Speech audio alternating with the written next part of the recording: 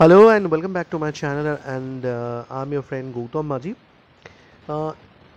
এই ভিডিওতে তোমাদের সামনে যেটা আমি বলতে চাইছি সেটা হচ্ছে অনেকেই সিইউইটি কুয়েট এক্সামিনেশন নিয়ে অনেকে জানে অনেকে জানেও না। কুয়েটের ফুল ফর্ম হচ্ছে common university entrance test. Basically যেটা হয় যে বিশ্ববিদ্যালয়ে মানে ভারতবর্ষে যে সমস্ত সেন্ট্রাল ইউনিভার্সিটিগুলো রয়েছে সেখানে ভর্তির জন্য একটা কমন পরীক্ষা নেওয়া হয় আর কি, তার নাম হচ্ছে কুয়েট।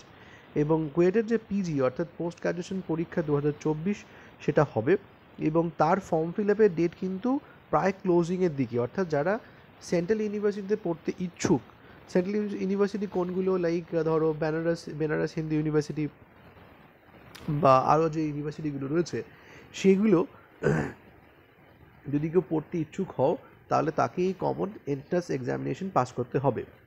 এবং এখানে দেখতে পাচ্ছ এর অ্যাডমিশন ফর্ম ফিল আপ ছিল কিন্তু মানে শেষ হয়ে গেছে 31 জানুয়ারি পর্যন্ত ছিল, কিন্তু এটা ডেট এক্সটেন্ড করেছে।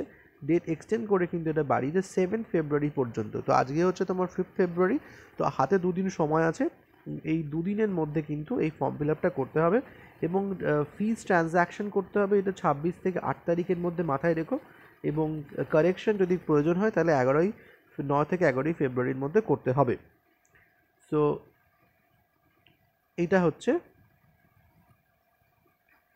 আর এখানে candidates and other stakeholders advice to take note.